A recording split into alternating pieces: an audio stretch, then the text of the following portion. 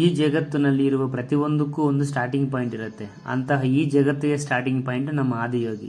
ಮೊದಲನೇ ಆದಿಯೋಗಿಯವರ ದರ್ಶನ ಮಾಡಿಕೊಳ್ಳೋದಕ್ಕೆ ನಾವು ಕೊಯಂಬತ್ತೂರು ಹೋಗಬೇಕಾಗುತ್ತೆ. ಸತ್ಯಮಂಗಲಂ ಫಾರೆಸ್ಟ್ ಒಂದು ಚೆಕ್ ಪಾಯಿಂಟ್ ಇರುತ್ತೆ. ಅಲ್ಲಿ ರಾತ್ರಿ 9 ಗಂಟೆಗಿಂತ ಮುಂಚೆನೆ ದಾಟಬೇಕು, ಇಲ್ಲಾಂದ್ರೆ ಮಾರನೇ ದಿನ ಬೆಳಗ್ಗೆ ಮಾತ್ರ ಈ ಕಡೆಯಿಂದ ಬಿಡ್ತೀವಿ. ನಮಗೆ ಎಂಟ್ರೆನ್ಸ್ ಹತ್ರ ಗಾಡಿ ಬಿಟ್ರೆ ಅಲ್ಲಿಂದ ಎತ್ತಿನ ಗಾಡಿಗಳು ಸಿಗ್ತವೆ. ಅಲ್ಲಿಂದ ಕೂಡ ನಮ್ಮ ಆದಿಯೋಗಿ ದರ್ಶನಕ್ಕೆ ಹೋಗ್ಬೋದು. ದರ್ಶನ ಮಾಡಿಕೊಂಡು ಸ್ವಲ್ಪ ಹೊತ್ತಲ್ಲೇ ಕೂತ್ಕೊಂಡು ಧ್ಯಾನ ಮಾಡ್ಕೊಂಡು ಬರ್ಬೋದು. ಭಕ್ತಿಗೆ ವಯಸ್ಸು ಬೇಕಾಗಿಲ್ಲ, ಮುಕ್ತಿಗೆ ಪ್ರಾಣಿಯಾಗಿದ್ರೆ ಸಾಕು ಅಂತ ನನ್ನ ಮಾತು.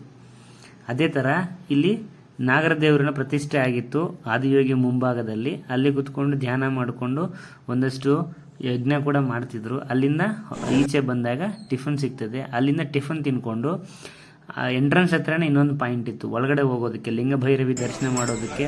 ಆ ಲಿಂಗಭೈರವಿ ಹತ್ರ ಸ್ನಾನ ಮಾಡೋದಕ್ಕೆ ಎಲ್ಲದಕ್ಕೂ ಕೂಡ. ಅಲ್ಲಿಗೆ ಮೊಬೈಲ್ ಅಲೋ ಇರಲಿಲ್ಲ.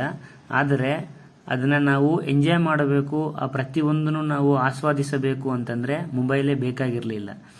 ಇಲ್ಲಿಂದ ಒಳಗಡೆ ಹೋದ್ರೇ ಒಂಥರ ಪಾಸಿಟಿವ್ ಎನರ್ಜಿ ಫೀಲ್ ಬಂತು. ಅಂದರೆ ಒಂಥರ peace of mind. Thank you. ಆದಷ್ಟು ಸಪೋರ್ಟ್ ಮಾಡ್ತೀರಾ ಅಂತ ಎಕ್ಸ್ಪೆಕ್ಟ್ ಮಾಡಿ.